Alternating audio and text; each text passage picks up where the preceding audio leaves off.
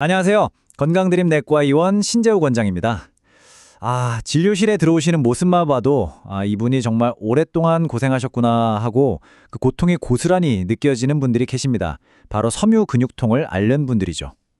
주변 사람들은 네가 너무 예민해서 그래 이렇게 쉽게 말하지만 정작 본인은 일상생활조차 버거운 극심한 통증과 매일매일 싸우고 계시잖아요. 오늘은 그 누구도 속 시원하게 설명해주지 않았던 이 통증의 정체를 자료를 바탕으로 명확하게 한번 파헤쳐 보겠습니다. 지금 보시는 이 문구, 혹시 딱 내 얘기 같다 하시는 분 계신가요? 이게 바로 많은 환자분들이 겪고 계시는 현실입니다. 이 고통은요, 절대 상상이나 꾀병이 아니에요.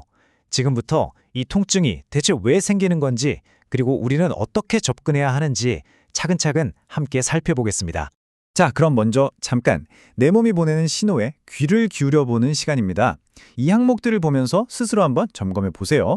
3개월 넘게 온몸이 아프다거나 아침에 일어났는데도 몸이 뻣뻣하고 영 개운하지가 않다거나 또 브레인 포그라고 하죠. 머리가 멍한 느낌이 드는 증상들 어떠세요? 만약 이 중에서 5가지 이상 이거 내 얘긴데 싶으시면요. 이건 단순 근육통이 아닐 수 있으니 오늘 이야기 꼭 끝까지 집중해서 들어주셔야 합니다. 바로 이 지점! 이게 아마 섬유근육통 환자분들이 정말 가장 답답해하고 심지어는 좌절하게 되는 부분일 거예요. MRI를 찍어보고 피검사를 해봐도 의사들은 늘 아무 이상 없습니다 라고만 하죠. 이 미스터리의 답은요, 통증의 원인이 우리가 흔히 생각하는 곳에 있지 않기 때문입니다. 네, 좋습니다. 그럼 이제부터 본격적으로 한번 파헤쳐 보겠습니다. 도대체 왜 이 최첨단 의학 검사들이 이렇게 지독한 통증의 원인을 찾아내지 못하는 건지 그 이유를 말이죠. 이 표를 보시면요. 그 어긋남이 한눈에 보입니다. 왼쪽의 환자는 정말 죽을 만큼 아프다고 호소하는데 오른쪽의 검사 결과는 뼈, 근육, 혈액 어디에도 문제가 없다고 말하고 있죠. 바로 이 불일치 때문에 환자들은 꾀병으로 오해받거나 심지어 정신적인 문제로 치부되기도 합니다. 정말 답답한 노릇이죠. 그래서 흔히들 생각하는 스테로이드, 이것도 해결책이 될 수가 없습니다. 왜냐? 가장 중요한 핵심인데요. 섬유근육통은 염증 때문에 아픈 병이 아니기 때문입니다. 스테로이드가 일시적으로 통증을 좀 억누를 수는 있겠지만 고장나버린 시스템 그 자체를 고치지는 못해요. 오히려 장기간 사용하면 부작용만 나올 수 있습니다. 그렇다면 진짜 범인은 대체 누굴까요? 자, 이제부터는 관점을 완전히 바꿔야 합니다. 뼈나 근육이 아니라 우리 몸의 총사령부, 바로 신경계로 시선을 옮겨보겠습니다. 어쩌면 오늘 설명에서 가장 중요한 부분일 수 있겠네요. 바로 이 중추감작이라는 개념, 이게 모든 미스터리를 푸는 열쇠입니다. 이게 뭐냐면요, 아주 쉽게 말해서 우리 몸의 통증 경보 시스템, 그러니까 통증 스위치가 고장나버린 상태라고 생각하시면 돼요. 과거의 큰 사고나 수술, 아니면 극심한 스트레스 같은 사건이 뇌에 깊은 통증의 기억을 남겨서 우리 신경회로 자치를 아주 예민하고 과민하게 바꿔버린 거죠. 정말 흥미로운, 그리고 어찌 보면 좀 무서운 지점이 바로 이겁니다. 우리 뇌는 계속 변하고 적응하거든요. 이걸 신경가소성이라고 하는데 이게 글쎄 안 좋은 쪽으로 작동을 해서 아픈 상태 그 자체를 학습해버린 겁니다. 그래서 실제로는 몸에 아무런 손상이 없는데도 뇌가 스스로 통증을 계속 만들어내는 그런 만성적인 고통의 회로가 단단하게 굳어져 버리는 거죠. 그리고 의학계에서는 이런 종류의 통증에 노시플라스틱 통증이라는 공식적인 이름을 붙였습니다. 이건 뭐냐? 여러분이 느끼는 그 고통이 단순한 상상이 아니라 신경계가 변해서 생기는 진짜 통증이라는 걸 의학이 공식적으로 인정한다는 뜻입니다. 여러분의 통증 절대 가짜가 아닙니다. 자, 이제 원인을 알았으니 해결책을 찾아봐야겠죠? 고장난 통증 스위치를 리셋하려면 어떻게 해야 할까요? 답은 간단합니다. 문제의 근원, 바로 과민해진 신경계 자체를 타겟으로 삼아야죠. 이 문장이 바로 새로운 치료법이 어디를 향하고 있는지를 정확하게 보여줍니다. 단순히 증상만 억누르는 게 아니라 신경계의 균형 자체를 되찾아서 통증 시스템을 근본적으로 정상화시키는 것, 그게 목표입니다. 그래서 이 신경계 정상화를 위해서 크게 3가지 길이 있습니다. 첫째, FBT.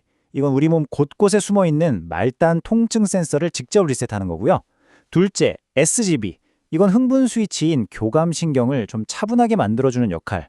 그리고 마지막, SNPI. 이건 신경이 특정 부위에서 눌려서 말썽을 부릴 때 그 지점을 직접 해결해주는 방식이죠. 이 세 가지가 서로 도와서 시스템 전체를 안정시키는 겁니다. 이 중에서도 특히 FBT, 기능 균형 치료라고 하는데요. 이게 바로 새로운 접근법의 중심에 있다고 할 수 있습니다. 이 치료는 뼈나 근육 같은 구조가 아니라 신경의 기능에 집중해서 통증 신호 자체를 정상화시키는 것을 목표로 합니다. 자, 그럼 FBT는 어떻게 통증을 리셋하느냐? 크게 세 단계로 볼 수 있습니다. 첫 번째, 찾기.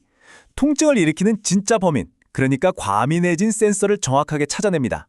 그리고 두 번째, 리셋. 스테로이드가 아닌 다른 약물로 그 센서의 과흥분을 가라앉히죠. 그럼 어떻게 될까요? 바로 세 번째, 회복 단계로 이어집니다. 통증 신호가 정상으로 돌아오면서 꽉 막혀있던 몸의 움직임이 즉각적으로 부드러워지는 걸 경험하게 되죠.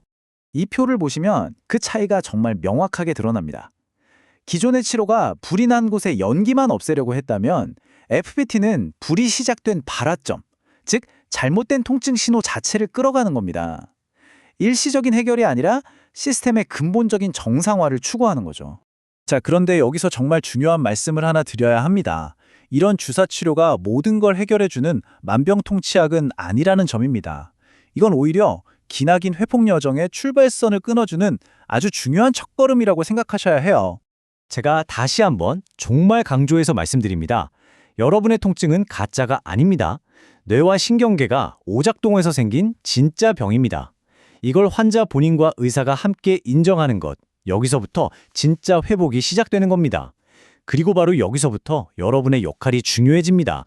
우리가 치료를 통해 이루려는 최종 목표는요, 단순히 통증 점수를 10점에서 5점으로 낮추는 게 아닙니다. 그게 아니라 지긋지긋했던 머릿속 안개가 걷히고 아침에 눈을 떴을 때 아, 개운하다 느끼고 통증 때문에 포기해야 했던 소소한 일상들을 다시 되찾는 것, 바로 삶의 질을 회복하는 겁니다.